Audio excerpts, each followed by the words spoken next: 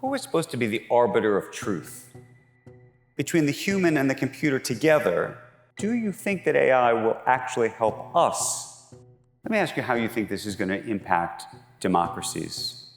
What are some arguments for and against a future in which humans only have relationships with AI? What is your worst case fear about all of this? I'm Yuval Noah Harari. I'm a professor of history at the Hebrew University of Jerusalem and the author of Nexus, a history of information networks from the Stone Age to AI. If you consider, for instance, that we have managed to reach the moon, to split the atom, to decipher DNA, and yet with all our knowledge and wisdom, we are on the verge of destroying ourselves. And a traditional answer to this question is that there is something wrong in human nature. But the problem is not in our nature, the problem is in our information. If you give good people bad information, they make bad decisions. So why is it that the quality of our information did not improve over thousands of years of history? Why is it that very sophisticated societies in the 20th and 21st century have been as susceptible as Stone Age tribes to mass delusion and psychosis and the rise of destructive ideologies like Stalinism or Nazism?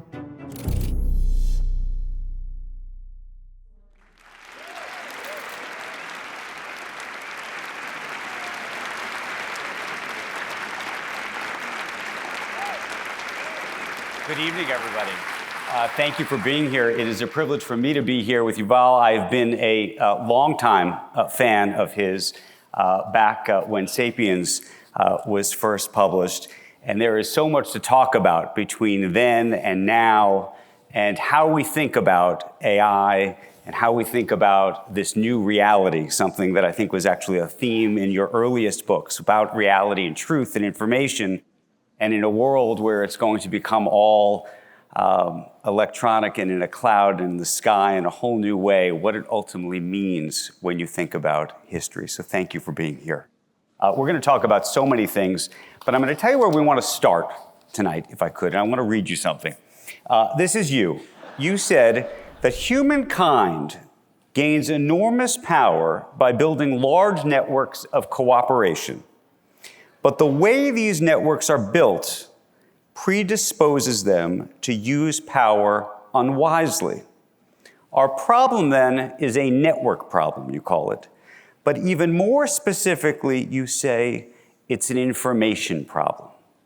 I want you to try to unpack that for the audience this evening, because I think that more than anything else in this book, explains, or at least sets the table for what this discussion is all about. So basically, the key question of the book and of much of human history is, if we are so smart, why are we so stupid? That's the key question. I mean, we can reach the moon, we can split the atom, we can create AI, and yet we are on the verge of destroying ourselves.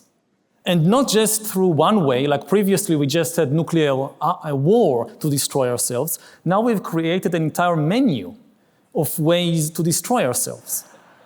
So what is happening?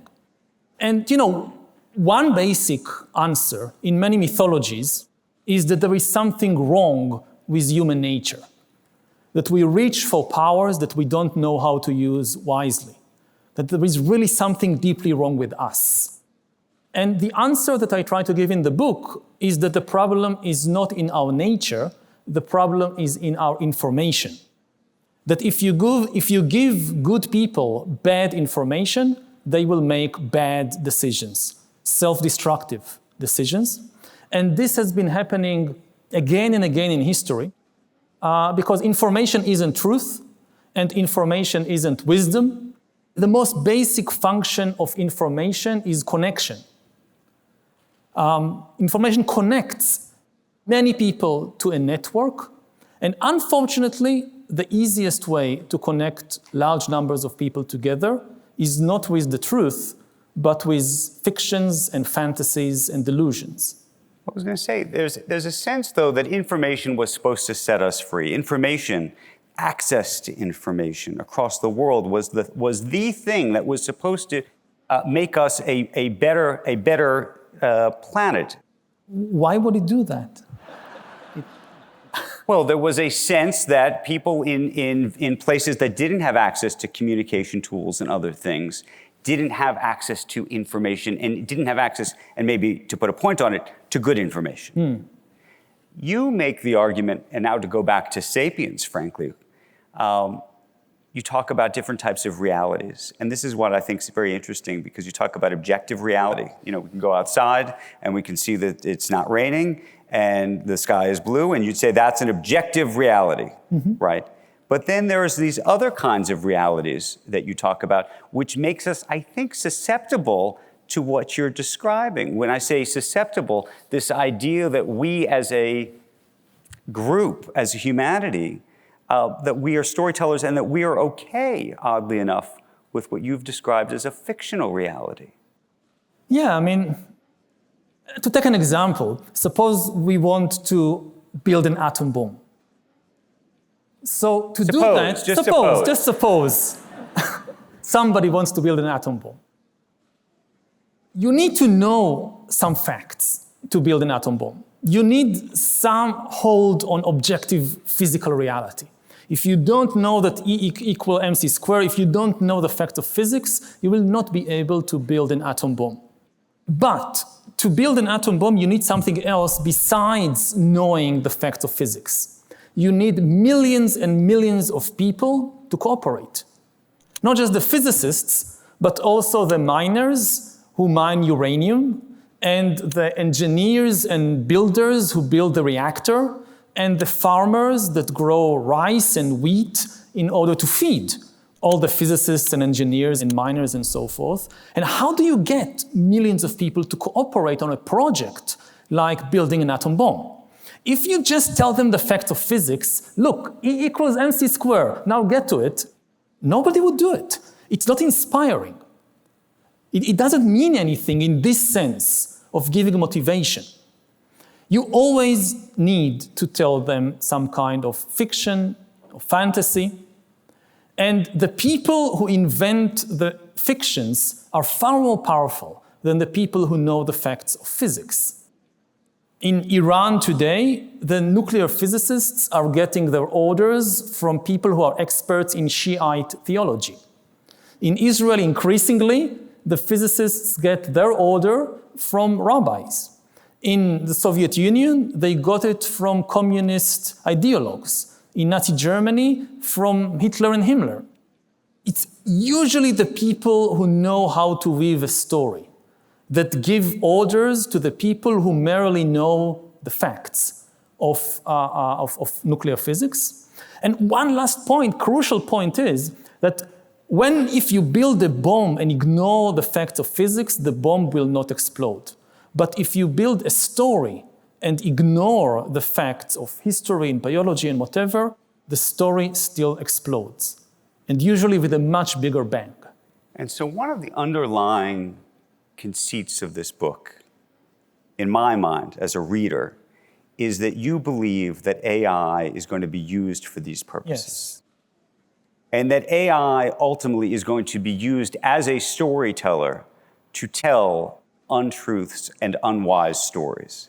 And that those who have the power behind this AI are going to be able to use it in this way.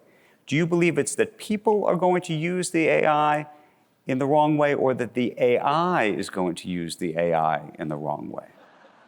Initially, it will be the people, but if we are not careful, it will get out of our control, and it will be the AIs. I mean, maybe we start by saying something about the definition of AI, because it's now kind of this buzzword which is everywhere, and there is so much hype around it that it's becoming difficult to understand what it is. Whenever they try to sell you something, especially in the financial markets, they tell you, oh, it's an AI. This is an AI chair, and this is an AI table, and this is an AI coffee machine. So buy it, it's like... And so what is AI? So if we take a coffee machine as an example, Not every automatic machine is an AI. Even though it knows how to make coffee when you press a button, it's not an AI. It's simply doing whatever it was pre-programmed by humans to do. For something to be an AI, it needs the ability to learn and change by itself, and ultimately to make decisions and create new ideas by itself. So if you approach the coffee machine, and the coffee machine on its own accord tells you, hey, good morning, Andrew, I've been watching you for the last couple of weeks, and based on everything I learned about you, and your facial expression, and the hour of the day, and whatever, I predict that you would like an espresso, so here I made you an espresso. Then it's an AI, and it's really an AI if it says, and actually, I've just invented a new drink called Bespresso, which is even better. I think you would like it better, so I took the liberty to make some for you. Then it's an AI, when it can make decisions and create new ideas by itself. And once you create something like that, then obviously the potential for it to get out of control and to start manipulating you is there. And that's the big issue. And so, how far away do you think we are from that? When OpenAI developed GPT-4, like 2 years ago, they did all kinds of tests. What can this thing do? So one of the tests they gave GPT-4 was to solve CAPTCHA puzzles. That when you access a web page, a bank or something, and they want to know if you're a human being or you're a bot, so you have these twisted letters and symbols, and you guys all know this. This is where the 9 squares, and it says which one has something with 4 legs in it, and you see the animal, and all these kinds of things, yeah. Right. And GPT-4 couldn't solve it. But GPT-4 accessed TaskRabbit, which is an online site when you can hire people to do all kinds of things for you. And these CAPTCHAs were developed so humans can solve them, but AI still struggle with them. So it wanted to hire a human to solve the problem for it. Now, and this is where it gets interesting, the human got suspicious. The human asked, why do you need somebody to solve your CAPTCHA puzzles? Are you a robot? And at that point, GPT-4 said, no, I'm not a robot. I have a vision impairment, which is why I have difficulty with these CAPTCHAs. So it knew how to lie. It had basically theory of mind on some level. It knew what, there's so many different explanations and lies you can tell. It told a very, very effective lie. It's the kind of lie that, okay, vision impairment, I'm not going to ask any more questions about it. I will just take the word of GPT-4 for it. And nobody told it to lie, and nobody told it which lie will be most effective. It learned it. The same way that humans and animals learn things by interacting with the world. Let me ask you a different question. To the extent that you believe that the computer will be able to do this to us, will, with the help of the computer, we be able to avoid these problems on the other side? Meaning, there's a cat and mouse game here. Yeah. Mm-hmm. And the question is, between the human and the computer together, will we be able to be more powerful, and maybe power or is good or bad, but be able to get at truth in a better way? Potentially, yes. I mean, the point of talking about it, of writing a book about it, is that it's not too late. And that also the AIs are not inherently evil or malevolent. It's a question of how we shape this technology. We still have the power. We are still, at the present moment, we are still far more powerful than the AIs. They, in very narrow domains, like playing chess or playing Go, they are becoming more intelligent than us. But we still have a huge edge. Nobody knows for how many more years. So we need to use it and make sure that we direct the development of this technology in a safe direction. Okay, so I'm going to make you king for the day. What would you do? How would you regulate these things? What is it exactly in an environment and world where We don't have global regulators. We don't have people who like to interact and even talk to each other anymore, frankly. Where we've talked about regulating social media, at least in the United States, for the past 15 years now, and have done next to nothing. Mm-hmm. How we would get there, what that looks like. There are many regulations we should enact right now, and we can talk about that. One key regulation is make social media corporations liable for the actions of their algorithms, not for the actions of their users, but for the actions of the corporate algorithms. And another key regulation that AIs cannot pretend to be human beings. They can interact with us only if they identify as AIs. But beyond all these specific regulations, the key thing is institutions. Nobody is able to predict how this is going to play out, how this is going to develop in the next 5, 10, 50 years. So any thought that we can now kind of regulate in advance, it's impossible. No rigid regulation will be able to deal with what we are facing. We need living institutions that have the best human talent and also the best technology that can identify problems as they develop and react on the fly. And we are living in an era in which there is growing hostility towards institutions. But what we've learned again and again throughout history is that only institutions are able to deal with these things, not single individuals and not some kind of miracle regulations. Play it out. What is and you play it out in the book a little bit when it comes to dictators and your real fears. What is your worst case fear about all of this? One of the problems with AIs is that there isn't just like this single nightmare scenario. With nuclear weapons, one of the good things about nuclear weapons is it was very easy for everybody to understand the danger because there was basically one extremely dangerous scenario. Nuclear war. With AIs, because they are not tools like atom bombs. They are agents. That's the most important thing to understand about them. An atom bomb ultimately is a tool in our hand. All decisions about how to use it and how to develop it, humans make these decisions. AI is not a tool in our hand. It's an autonomous agent that, as I said, can make decisions and can invent ideas by itself.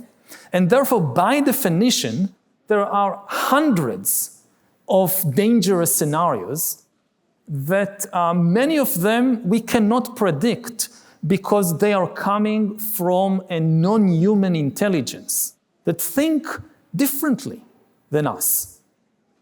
The acronym AI, it traditionally stood for artificial intelligence, but I think it should stand for alien intelligence, not in the sense that coming from outer space, in the sense that it's an alien kind of intelligence. It thinks very differently than a human being.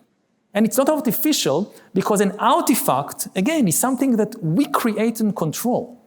And this is now has the potential to go way beyond what we can predict and control. Still, from all the different scenarios, the one which I think speaks to my deepest fears and also to humanity's deepest fears is being trapped in a world of delusions created by AI.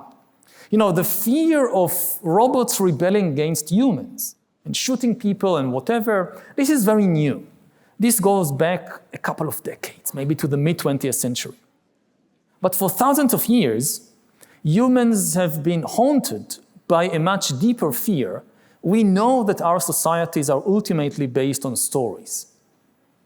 And there was always the fear that we will just be trapped inside a world of illusions and delusions and fantasies, which we will mistake for reality and will not be able to escape from. That we will lose all touch with truth, with reality. Part of that exists today. Yeah, and it goes back to the parable of the cave in Plato's philosophy, of a group of prisoners chained in a cave, facing a blank wall, a screen, and there are shadows projected on this screen, and they mistake the shadows for reality. And you have the same fears in ancient Hindu and Buddhist philosophy of the world of Maya, the world of illusions. And AI is kind of the perfect tool to create it. We are already seeing it being created all around us. If the main metaphor of the early internet age was the web, the World Wide Web, and the web connects everything, so now the main metaphor is the cocoon. It's the web which closes on us, and I live inside one information cocoon, and you live inside maybe a different information cocoon, and there is absolutely no way for us to communicate because we live in separate, different realities. Let me ask you how you think this is going to impact democracies. And let me read you something from the book, because I think it speaks to maybe even this election here in the United States. The definition of democracy as a distributed information network with strong self-correcting mechanisms stands in sharp contrast to a common misconception that equates democracy only with elections. Elections are a central part of the democratic toolkit, but they are not democracy. In the absence of additional self-correcting mechanisms, elections can easily be rigged. Even if the elections are completely free and fair, by itself, this too doesn't guarantee democracy. For democracy is not the same thing as, and this one's interesting, majority dictatorship. What do you mean by that? Well, many things. But on the most basic level, we just saw in Venezuela that you can hold elections, and if the dictator has the power to rig the elections, so it means nothing. The great advantage of democracy is that it corrects itself. It has this mechanism that you try something, the people try something, they vote for a party, for a leader, let's try this bunch of policies for a couple of years. If it doesn't work well, we can now try something else.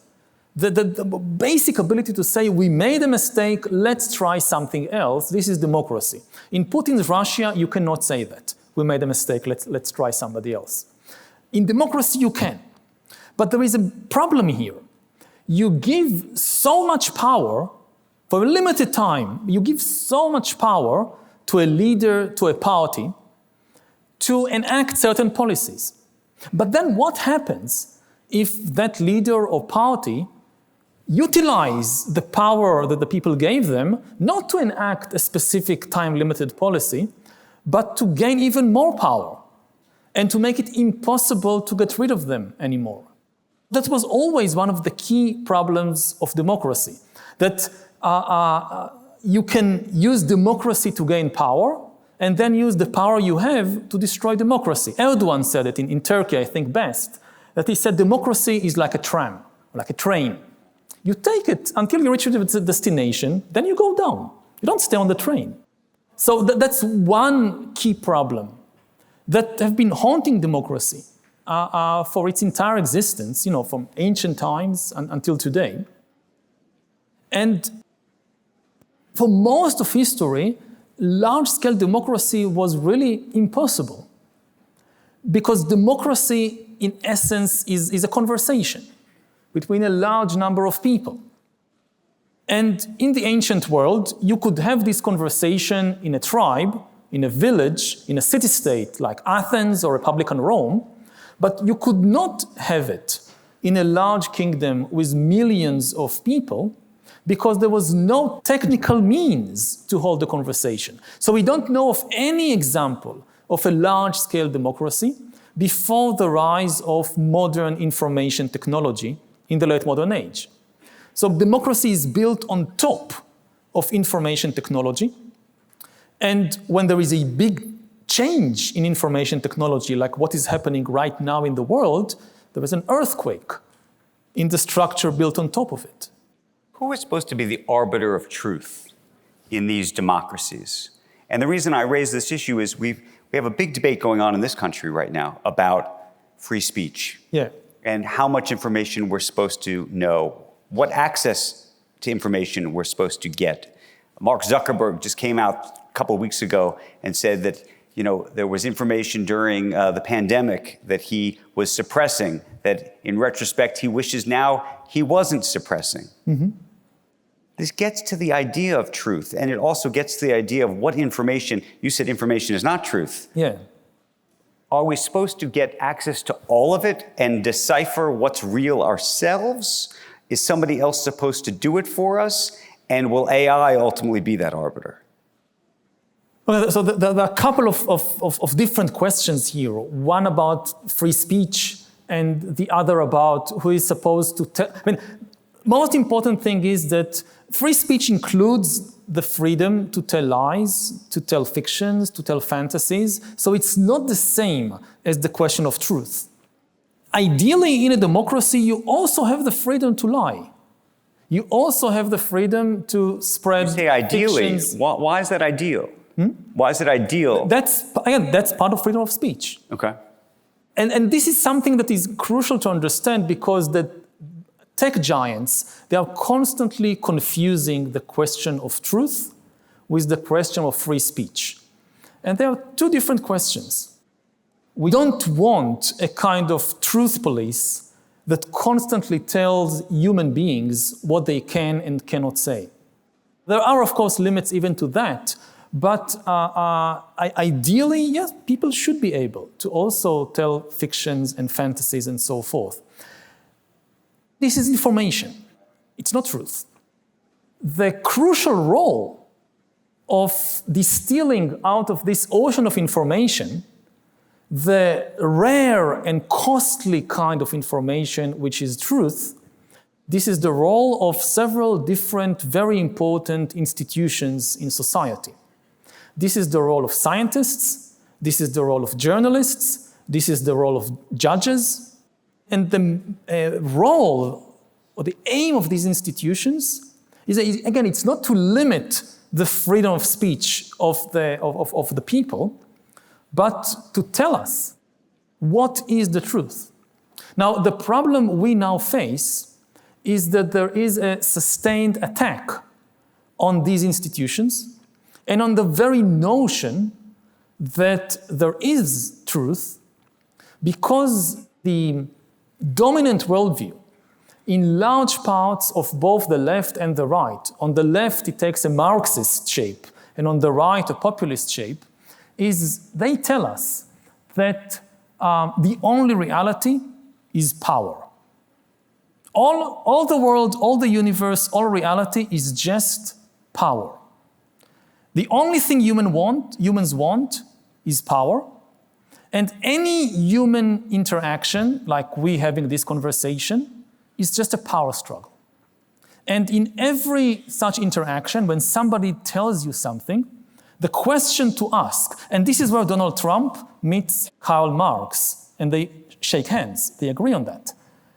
When somebody tells you something, the question to ask is not, is it true? There is no such thing. The question to ask is, who is winning and who is losing? Whose privileges, like what I have just said, whose privileges are being served by it? And the idea is that, again, scientists, journalists, judges, people at large, they are only pursuing power. And this is an extremely cynical and destructive view, which undermines all institutions. Luckily, it's not true. Especially when we look at ourselves, if we start to understand humanity just by looking at ourselves, most people will say, yes, I want some power in life, but it's not the only thing I want. I actually want truth also. I want to know the truth about myself, about my life, the truth about the world. And the reason that there is this deep yearning for truth is that you can't really be happy if you don't know the truth about yourself and about your life. If you look at these people who are obsessed with power, people like Vladimir Putin or Benjamin Netanyahu or Donald Trump, they have a lot of power. They don't seem to be particularly happy. And when you realize that I'm a human being and I really want to know at least some truth about life, why isn't it true also of others? And yes, there are problems in institutions, there is corruption, there is influence and so, but this is why we have a lot of different institutions. Okay, I'm going to throw another name at you. You talked about Putin, you talked about Trump, you talked about Netanyahu. He's not a politician, but he might want to be at some point. Elon Musk. Where do you put him in this? And the reason I ask, talking about truth and information, he's somebody who said that he wants to set all information free. Yeah. Because he believes that if the information is free, he says, that you, all of us, will be able to find and get to the truth. Mm-hmm. There are others who believe that all of that information will obscure the truth. I think, it's a very naive view of information and truth. The idea that you just open the floodgates and let information flood the world, and the truth will somehow rise to the top. You don't know anything about history if this is what you think. It just doesn't work like that. The truth, again, it's costly, it's rare. Like if you want to write a true story in a newspaper or an academic paper or whatever, you have to research so much. It's very difficult. It takes a lot of time, energy, money. If you want to create some fiction, it's the easiest thing in the world.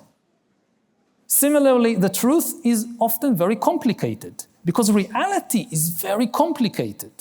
Whereas fiction and fantasy can be made as simple as possible. And people, in most cases, they like simple stories. Right. And the truth is often painful.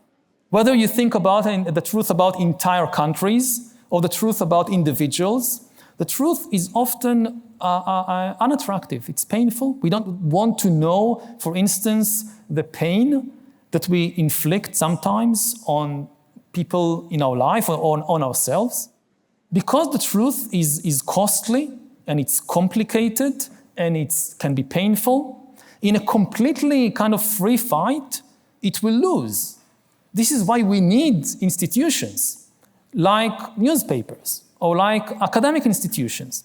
And once again, something very important about the tech giants, my problem with Facebook and Twitter and so forth, I don't expect them to censor their users. We have to be very, very careful about censoring the expression of real human beings. My problem is even when they're telling untruths. Even when they're telling untruths. Even when they are not telling the truth. We'll be very careful about censoring the free expression of human beings. My problem is with the algorithms. That if you look at a historical case, like the massacre of the Rohingya in Myanmar in 2016, 2017, in which thousands of people were murdered, tens of thousands were raped, and hundreds of thousands were expelled and are still refugees in Bangladesh and elsewhere. This ethnic cleansing campaign was fueled by a propaganda campaign that generated intense hatred among Buddhist Burmese in Myanmar against the Rohingya.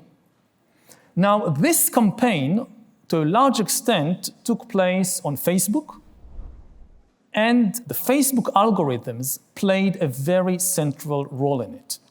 Now, whenever these accusations have been made, and they have been made by Amnesty and the United Nations and so forth, Facebook basically said, but we don't want to censor the free expression of people.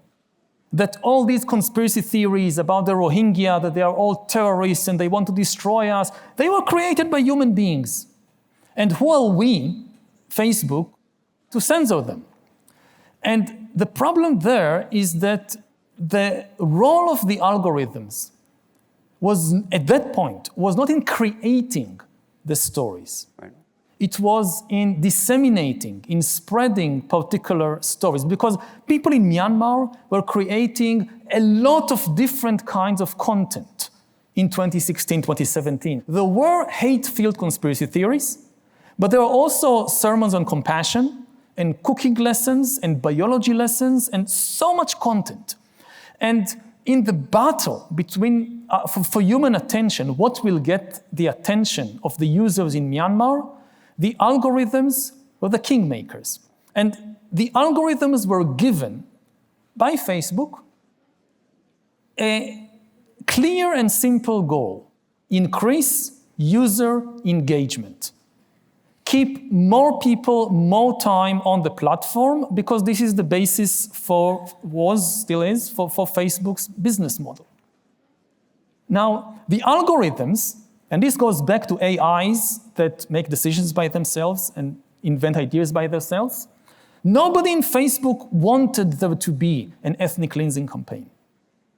Most of them did not know anything about Myanmar and what was happening there. They just told the algorithms increase user engagement. And the algorithms experimented on millions of human guinea pigs, and they discovered that if you press the hate button and the fear button in a human mind, you keep that human glued to the screen.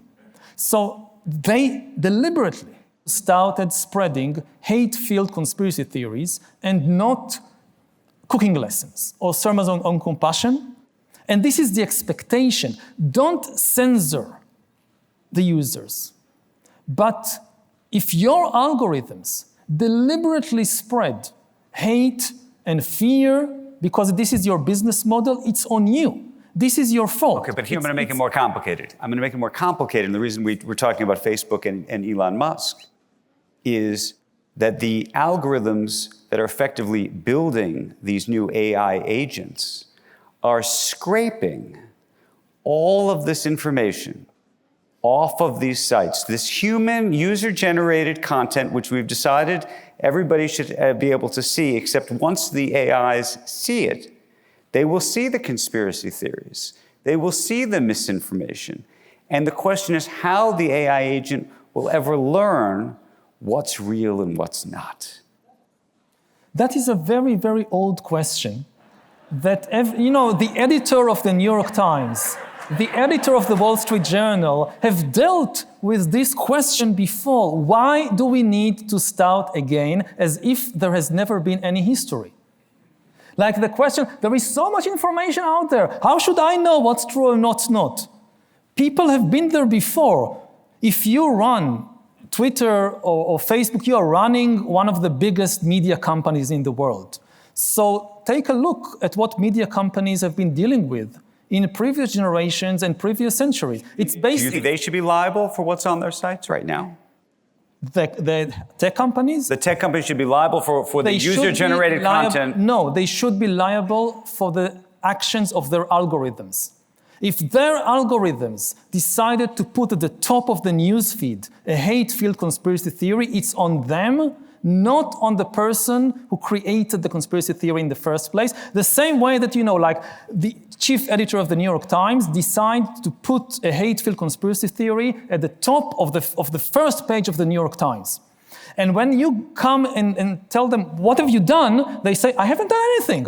I didn't write it. I just decided to put it on the front page of the New York Times.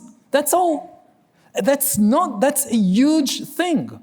Editors have a lot more power than the authors who create the content. It's very cheap to create content. The really key point is what gets the attention. I'll give you an example from thousands of years ago. That when Christianity began, there were so many stories circulating about Jesus and about the disciples and about the saints. Anybody could invent a story and said Jesus said it. And there was no Bible. There was no New Testament in the time of Jesus, or 100 years after Jesus, or even 200 years after Jesus. There are lots and lots of stories and texts and parables. At a certain point, the leaders of the Christian church in the 4th century, they said, this cannot go on like this. We have to have some order in this flood of information. How would Christians know what information to value, which texts to read, and what are forgeries or whatever that they should just ignore? And they had 2 church councils in Hippo and in Carthage, today in Tunisia, in the late 4th century. And this is where they didn't write the texts. The texts were written generations previously by so many different people. They decided what will get into the Bible and what will stay out. The book didn't come down from heaven in its complete form. There was a committee that decided which of all the texts will get in. And for instance, they decided that a text which claimed to be written by St. Paul, but many scholars today believe that it wasn't written by St. Paul, the first epistle to Timothy, which was a very misogynistic text, which said basically that the role of women is to be silent and to bear children. This got into the Bible. Whereas another text, the Acts of Paul and Thecla, which portrayed Thecla as a disciple of St. Paul, preaching and leading the Christian community and doing miracles and so forth, they said, nah, let's leave that one out. And the views of billions of Christians for almost 2,000 years about women and their capacities and their role in the church and in the community, it was decided, and not by the authors of 1 Timothy and the Acts of Paul and Thecla, but by this church committee who sat in what is today Tunisia and went over all these things and decided this will be in and this will be out. This is enormous power, the power of curation, the editorial power. You know, you think about, again, the role of newspapers in modern politics. It's the editors who have the most power. Lenin, before he was dictator of the Soviet Union, his one job was chief editor of Iskra.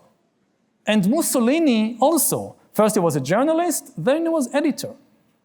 Immense power. And now the editors increasingly are the algorithms. You know, I'm here partly on a book tour, and I know that my number one customer is the algorithm. Like, if I can get the algorithm to recommend my book, the humans will follow. So it's an immense power. And how are you planning to do that? That's above my pay grade. I mean, I'm just here on the stage talking with you. There is a whole team that decides, oh, we'll do this, we'll do that, we will put it like this. But seriously, again, when you realize the immense power of the recommendation algorithm, the editor, this comes with responsibility. So again, I don't think that we should hold Twitter or Facebook responsible for what their users write, and we should be very careful about censoring users, even when they say, when they write lies. But we should hold the companies responsible for the choices and the decisions of their algorithms. You talked now about Lenin, and we've talked about all sorts of dictators. One of the things you talk about in the book is the prospect that AI could be used to turn a democracy into totalitarian state. Yeah. Which I thought was fascinating, because it would really require AI to cocoon all of us in a unique way, telling some kind of story that captures an entire country. How would that work in your mind?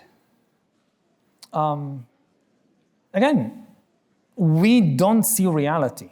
We see the information that we are exposed to. And if you have better technology to create and to control information, you have a much more powerful technology to control humans. Previously, there was always limitations to how much a central authority could control what people see and think and do. Even if you think about the most totalitarian regimes of the 20th century, like the USSR or Nazi Germany, they couldn't really follow everybody all the time. It was technically impossible. Like, if you have 200 million Soviet citizens, to follow them around all the time, 24 hours a day, you need about 400 million KGB agents. Because even KGB agents, they need to sleep sometime, they need to eat sometimes, they need 2 shifts. So 200 million citizens, you need 400 million agents. You don't have 400 million KGB agents. Even if you had, you still have a bigger problem. Because let's say that 2 agents follow each citizen 24 hours a day. What do they do in the end? They write a report. This is like 1940 or 1960. It's paper. They write a paper report. So every day, KGB headquarters in Moscow is flooded with 200 million reports about each citizen, where they went, what they read, who they met. Somebody needs to analyze all that information.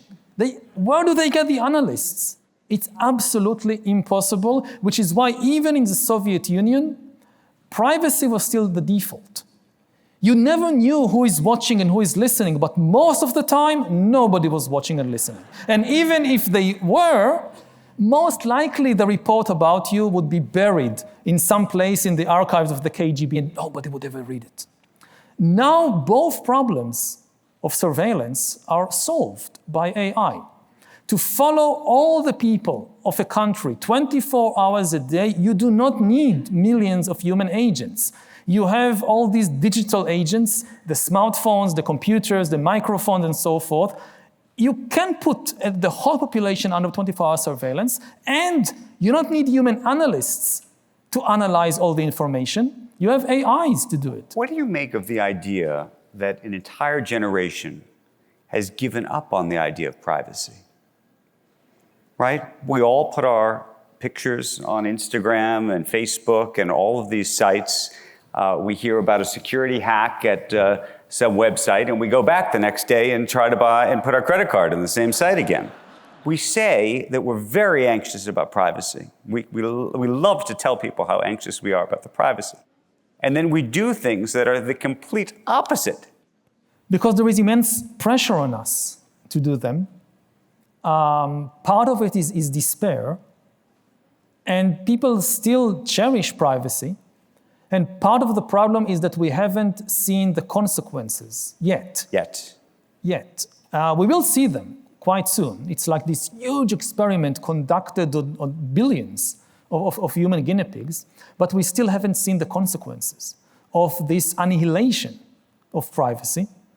And it is extremely, extremely dangerous. Again, going back to the freedom of speech issue, part of this crisis of freedom of speech is the erosion of the difference between private and public. That there is a big difference if there's just the two of us are sitting alone somewhere talking just you and me, or if there is an entire audience and it's public. Now, I'm a very big believer in the right to stupidity. People have a right to be stupid in private. That when you talk in private with your best friends, with your family, whatever, you have a right to be really stupid, to be offensive. As a gay person, I would say that even politicians, if they tell homophobic jokes in a private situation with their friends, this is none of my business. And it's actually good that politicians would have situation, but they can just relax and say the first stupid thing that pops up in their mind. This should not happen in public. Now it's going to be entered into the algorithm. Yes. And this inability to know that anything I say, even in private, can now go viral. So there is no difference. And this is extremely harmful.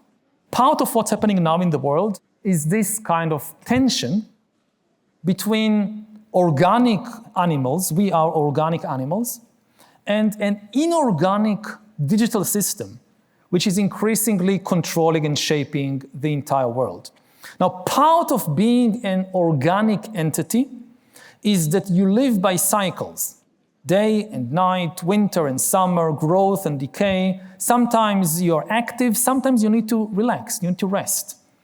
Now, algorithms and AIs and computers, they are not organic, they never need rest. They are on all the time. And the big question is whether we adapt to them or they adapt to us. And more, of course, we have to adapt to them. Right. We have to be on all the time. So the news cycle is always on.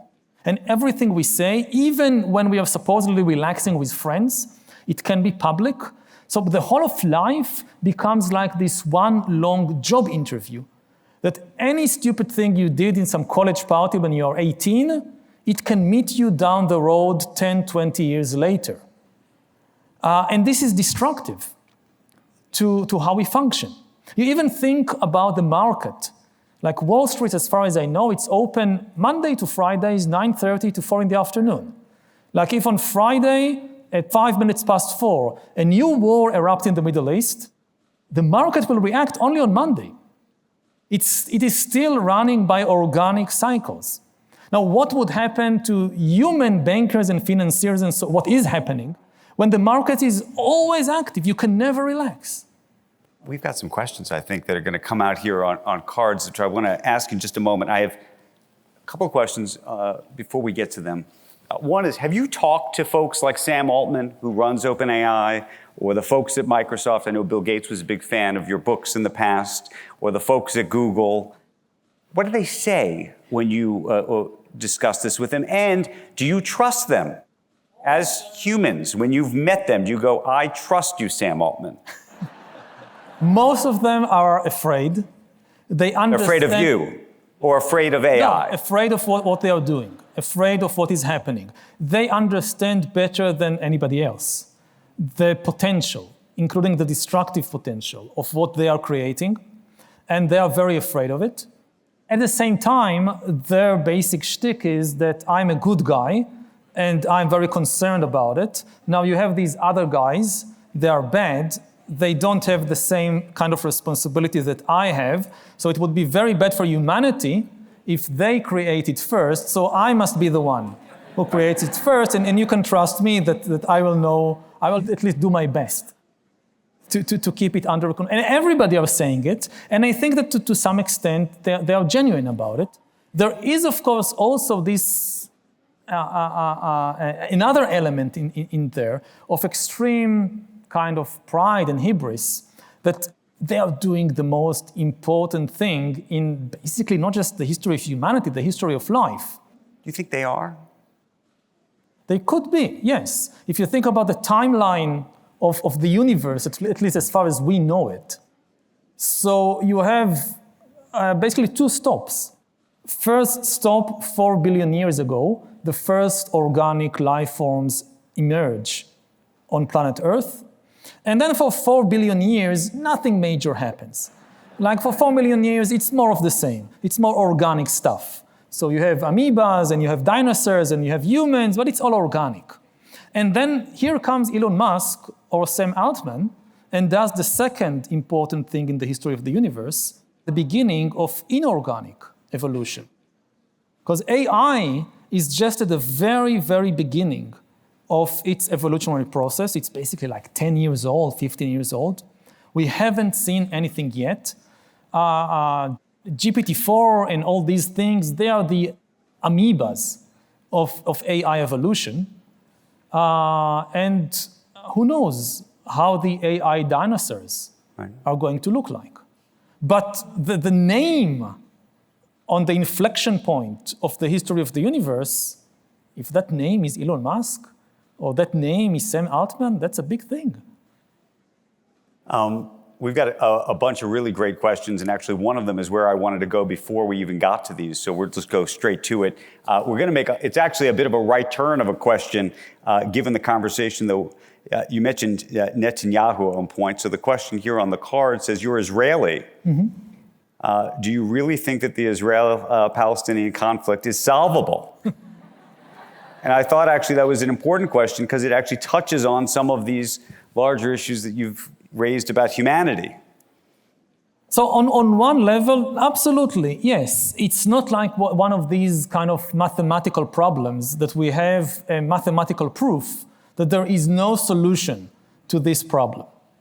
No, there are solutions to the Israeli-Palestinian conflict because it's not a conflict about objective reality. It's not a conflict about land or food or resources that you say, okay, there is just not enough food, somebody has to starve to death. Or there is not enough land, somebody has to be thrown in the sea. This is not the case. There is enough food between the Mediterranean and Jordan to feed everybody. There is enough energy. There is even enough land. Yes, it's a very crowded place, but technically there is enough space to build houses, synagogues and mosques and factories and hospitals and schools for everybody. So there is no objective shortage. But you have people each in their own information cocoon, each with their own mass delusion, each with their own fantasy, basically denying either the existence of the other side or the right of the other side to exist. And the war is basically an attempt to make the other side disappear. Like, my mind has no space in it. It's not that the land has no space for the people. My mind has no space in it for the other people, so I will try to make them disappear. The same way they don't exist in my mind, they also must not exist in reality. And this is on both sides. And again, it's not an objective problem. It's a problem of what is inside the minds of people. And therefore, there is a solution to it. Unfortunately, there is no motivation. What is the solution? For someone who grew up there, who's lived there, you're not there right now, right? I'm here right now. Yeah. You're here right now. Here. Again, if you go back, say, to the two-state solution, it's a completely workable solution in objective terms. Again, you can divide the land and you can divide the resources so that side by side you have a Palestinian state and you have an Israel, and they both exist and they are both viable and they both provide security and prosperity and dignity to their citizens, to their inhabitants.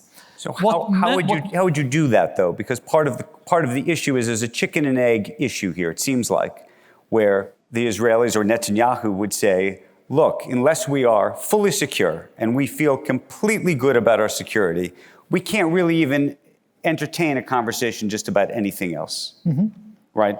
And the Palestinians on the other side effectively say the opposite, which is to say that you need to solve our issues here. The problem is that both sides are right.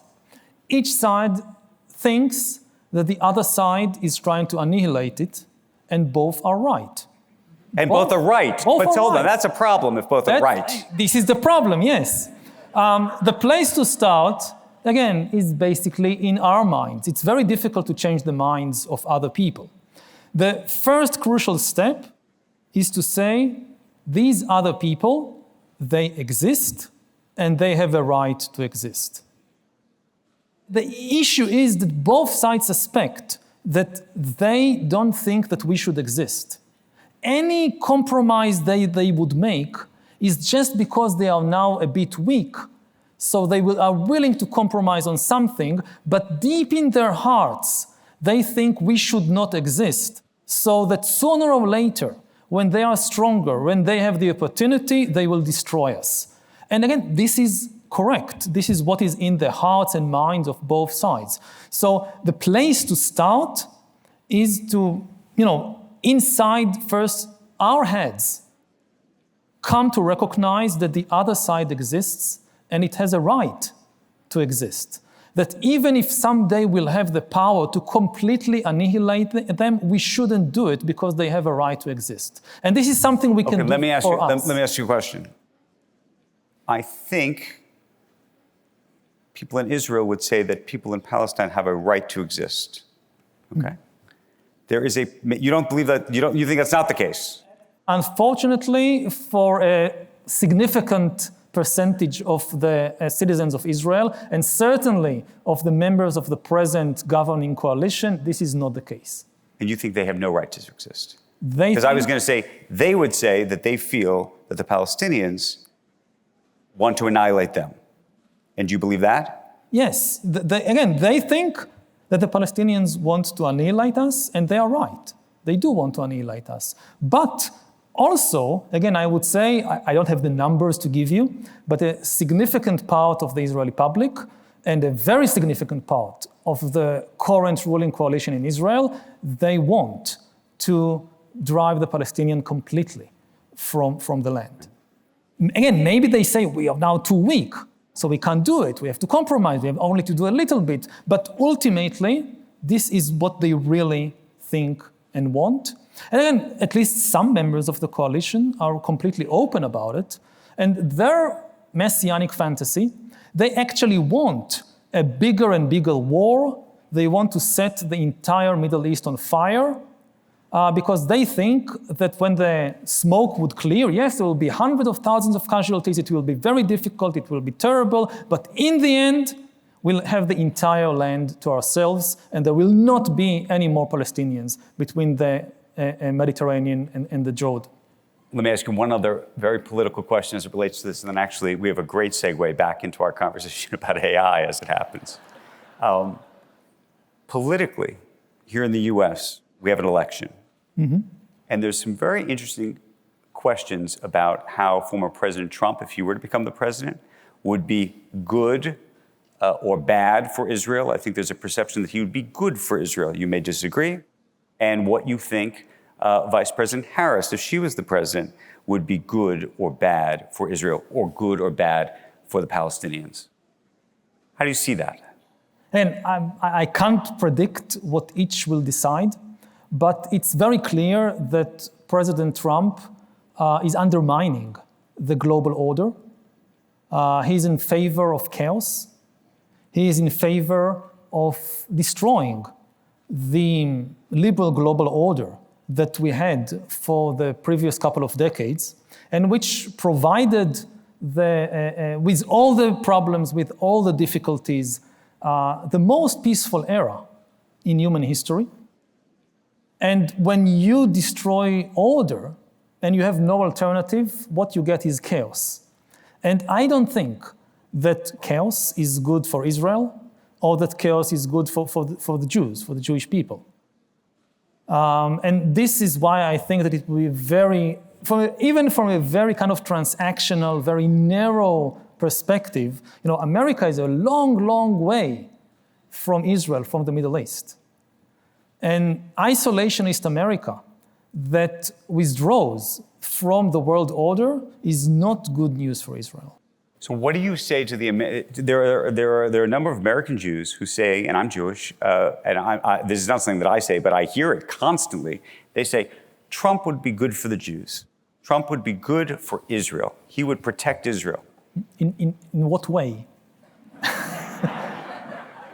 He would have an open checkbook and send military arms and everything that was asked, no questions asked. As long as it serves his interests. And if at a particular point it serves his interests to make a deal with Putin or with Iran or with anybody at Israel's expense, he will do it. Fair enough. I mean, he is not committed. I asked the question to provoke an answer. Let me ask you this, and this is a great segue back into the conversation we've been having for the last hour.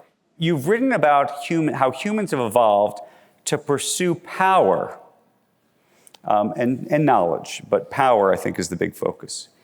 How does the pursuit of happiness fit into the narrative? And I don't think that humans are kind of obsessed only with power. I think that power is a relatively superficial thing in the human condition. It's a means to achieve various ends. It's not necessarily bad. It's not that power is always bad. No, it can be used for good, it can be used for bad. But the deep motivation of humans, I think, is the pursuit of happiness and the pursuit of truth, which are related to one another, because you can never really be happy if you don't know the truth about yourself, about your life. Unfortunately, as often happens, the means becomes an end. That people become obsessed with power, not with what they can do with it. So very often they have immense power, and they don't know what to do with it, or they do with it very bad things. This is an interesting one. What are some arguments for and against a future in which humans no longer have relationships with other humans and only have relationships with AI? One thing to say about it is that AI is becoming better and better at understanding our feelings, our emotions, and therefore of developing relationships and intimate relationships with us. Because there is a deep yearning in human beings to be understood. We always want people to understand us, to understand how we feel. We want my husband, my parents, my teachers, my boss to understand how I feel. And very often we are disappointed. They don't understand how I feel, partly because they are too preoccupied with their own feelings, to care about my feelings. AIs will not have this problem. They don't have any feelings of their own, and they can be 100% focused on deciphering, on analyzing your feelings.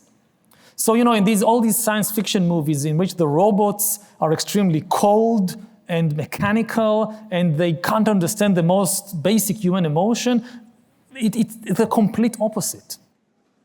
Part of the issue we are facing is that they will be so good at understanding human emotions and reacting in a way which is exactly calibrated to your personality at this particular moment, that we might become exasperated with the human beings who don't have this capacity to understand our emotions and to react in such a calibrated way.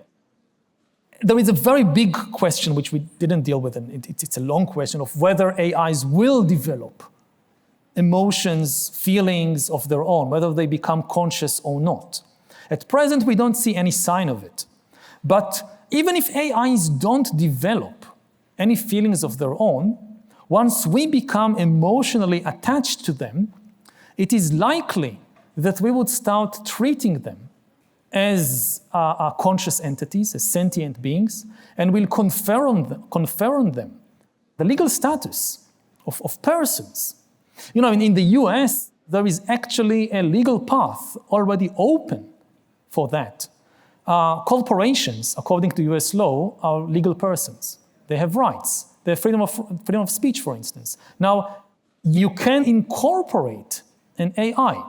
When you incorporate a corporation like Google or Facebook or whatever, until today, this was to some extent just make-believe. Because all the decisions of the corporations had to be made by human beings, by the executives, the lawyers, the accountants. What happens if you incorporate an AI? It's now a legal person, and it can make decisions by itself. It doesn't need any human team to run it. So you start having legal persons, let's say in the US, which are not human, and in many ways are more intelligent than us, and they can start making money. For instance, going on TaskRabbit and offering their services to various things like writing texts, so they earn money. And then they go to the market, they go to Wall Street, and they invest that money. And because they're so intelligent, maybe they make billions. And so you have a situation in which perhaps the richest person in the US is not a human being. And part of their rights is that they have, under freedom of speech, the right to make political contributions. So this AI person now lobbyists can contribute billions of dollars to some candidate in exchange for getting more rights to AIs. So there'll be an AI president. I'm hoping you're going to leave all of us maybe on a high note here with something optimistic. Here's the question, and it's my final question. Humans are not always able to think from other perspectives. Is AI able to think from multiple perspectives? I think the answer is yes. But do you think that AI will actually help us think this way? That's one of the positive scenarios about AI, that they will help us understand ourselves better. That their immense power will be used not to manipulate us, but to help us. And again, we have historical precedents for that. Like we have relationships with humans, like doctors, like lawyers, accountants, therapists, that know a lot of things about us. Some of our most private information is held by these people. And they have a fiduciary duty to use our private information and their expertise to help us. And this is not, you don't need to invent the wheel. This is already there. And it's obvious that if they use it to manipulate us, or if they sell it to a third party to manipulate us, This is basically against the law. They can go to prison for that. And we should have the same thing with AI. And we talked a lot about the dangers of AI, but obviously AI has enormous positive potential. Otherwise, we would not be developing it. It could provide us with the best healthcare in history. It could prevent most car accidents. It can also, you can have armies of AI doctors and teachers and therapists who help us, including help us understand our own humanity, our own relationships, our own emotions better. This can happen if we make the right decisions in the next few years. Now, I would end maybe by saying that, again, it's not that we lack the power. At the present moment, what we lack is the understanding and the attention. This is potentially the biggest technological revolution in history, and it's moving extremely fast. That's the key problem. It's just moving extremely fast. If you think about the US elections, the coming US elections, so whoever wins the elections, over the next 4 years, some of the most important decisions they will have to make would be about AIs and regulating AIs and AI safety and so forth. And it's not one of the main issues in the presidential debates. It's not even clear what is the difference, if there is one, between Republicans and Democrats on AI. So on specific issues, we start seeing differences when it comes to issues of freedom of speech and regulation and so forth. But about the broader question, it's not clear at all. And again, the biggest danger of all is that we will just rush forward without thinking and without developing the mechanisms to slow down or to stop if necessary. If you think about it like a car, so when they taught me how to drive a car, the first thing I learned is how to use the brakes. That's the first thing I think they teach most people. Only after you know how to use the brakes, they teach you how to use the fuel pedal, the accelerator. And it's the same when you learn how to ski. I never learned how to ski, but people who had told me the first thing they tell you is how to stop, or how to fall. It's a bad idea to first teach you how to go faster, and then when you're down the slope, they start shouting, okay, this is how you stop. And this is what we're doing with AI. Like you have this chorus of people in places like Silicon Valley. Let's go as fast as we can. If there is a problem down the road, we'll figure it out how to stop. That's very, very dangerous. Yuval, before you go, let me ask you one final question, and it's news we could all use. You are writing this whole book about AI and technology, and you do not carry a smartphone. Is this true? I have a kind of, emergency smartphone because for various services. How does your whole life work? But I don't carry it with me. I'm told you do not carry a phone, you don't have an email, the whole thing. No, I have email, absolutely. But you have email. I try to use technology, but not to be used by it. And part of the answer is that I have a team who is carrying the smartphone and doing all that for me. So it's not so fair to say that I don't have it.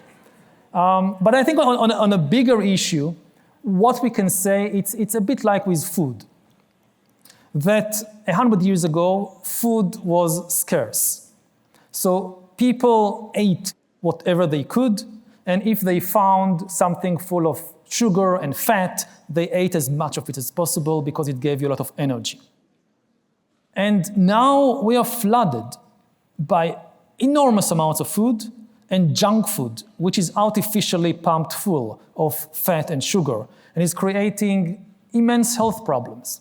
And most people have realized that more food is not always good for me and that I need to have some kind of diet. And it's exactly the same with information. We need an information diet. That previously information was scarce, so we consumed whatever we could find. Now we are flooded by enormous amounts of information, and much of it is junk information, which is artificially filled with hatred and greed and fear. And we basically need to go on an information diet. and consume less information and be far more mindful about what we put inside. That information is the food for the mind, and you feed your mind with unhealthy information, you'll have a sick mind. It's as simple as that. Well, we want to thank you, Yuval. Add Nexus to your information diet because it's an important document about our future and our world. I want to thank you for this fascinating conversation. Thank you, and thank you for all your questions.